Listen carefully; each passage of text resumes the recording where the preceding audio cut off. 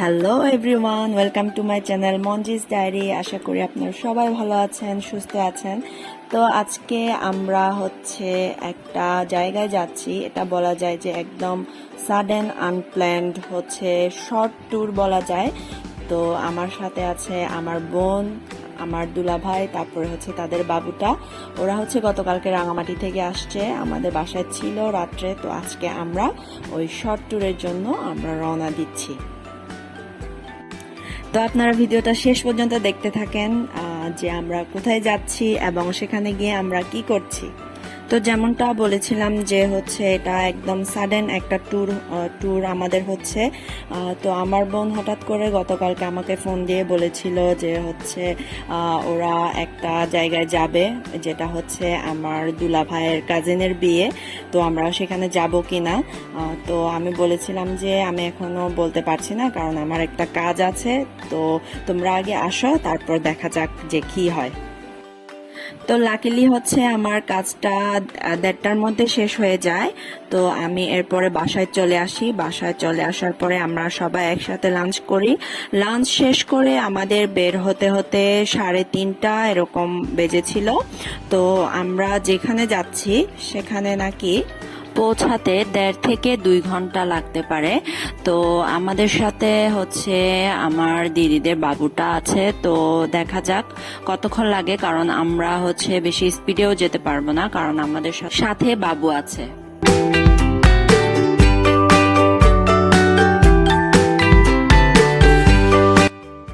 তো আমরা তেলের পাম্প থেকে এখান থেকে আমরা তেল নিয়ে নিলাম। তো গাইস, আপনারা হয়তো অনেকে রাস্তাটা দেখে বুঝতে পারছেন যে আসলে আমরা কোথায় যাচ্ছি। তো হ্যাঁ, আমরা যাচ্ছি মারিশাতে। তো আমরা দিঘনালা থেকে রওনা দিয়েছিলাম। আমি এর আগে মারিশাতে গিয়েছিলাম 5 থেকে 6 বছর আগে হবে। তো তখনও হুটহাট একদম প্ল্যান করে গিয়েছিলাম। তো এই দিদিদের সাথে আমি গিয়েছিলাম।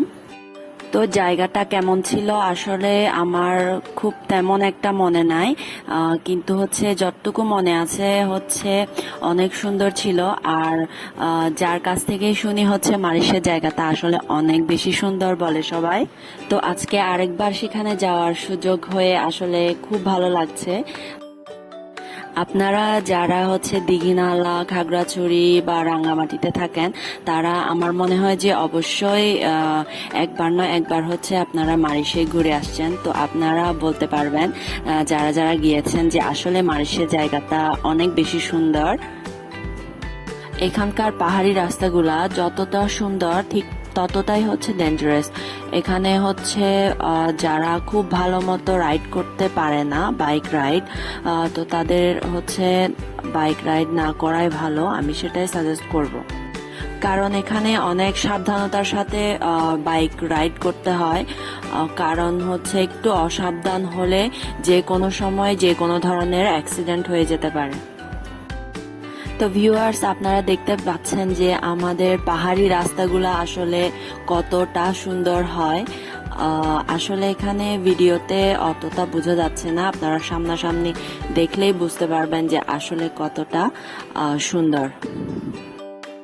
তো ভিউয়ার্স, চলুন আমরা এই সুন্দর প্রাকৃতিক দৃশ্যটা কিছুক্ষণ উপভোগ করি।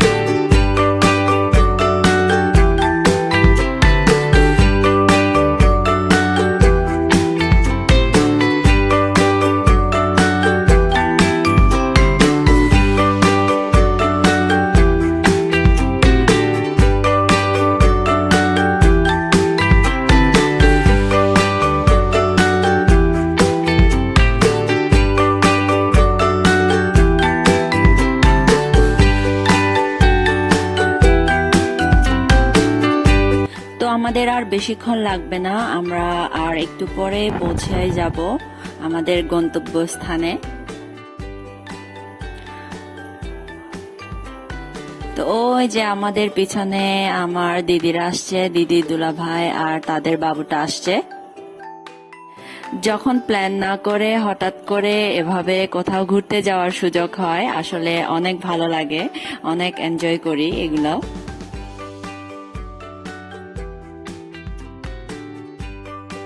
তো ফাইনালি আমরা পৌঁছে গেলাম আমাদের গন্তব্যস্থান মারিশেতে। তো এখানে নামার গাড়ি থেকে নামার পরপরই হচ্ছে আমার ভাগ্নেটা হচ্ছে জুস খেতে যাচ্ছিল। তো ওর মা হচ্ছে ওকে একটা জুস কিনে দিয়েছিল, তো ওটাই ও এখন এনজয় করছে। তো আমরা এখান থেকে যাব হচ্ছে আমার দুলাভাইয়ের একটা ফ্রেন্ডের বাসায়। তো আমরা মূলত হচ্ছে ওখানে থাকবো না, আমরা থাকবো আরেকটা বাসায়। কিন্তু ওই ফ্রেন্ডের সাথে আমার দুলাভাই শুধু দেখা করার জন্য যাবে, কারণ হচ্ছে ওই ফ্রেন্ডের সাথে নাকি আমার দুলাভাইয়ের অনেকদিন দেখা হয় না। তো সেজন্য হচ্ছে সে শুধু দেখা করার জন্য যাবে আর আমরাও সাথে যাব। ওই যে দুলাভাই চলে আসছে, তো চলেন সেখানে যাওয়া যাক। তো এই তো আমরা চলে এলাম আমার দুলাভাইয়ের ফ্রেন্ডের বাসায়। তো ওরা হচ্ছে অনেকদিন পর দেখা হওয়ার পরে হচ্ছে কথাবার্তা বলছিল। তো সেখানে আমরা আধা ঘন্টার মতো থাকি, এরপরে হচ্ছে আমরা যেখানে থাকবো, যার বাসায় থাকবো, তো আমরা সেখানে চলে যাই।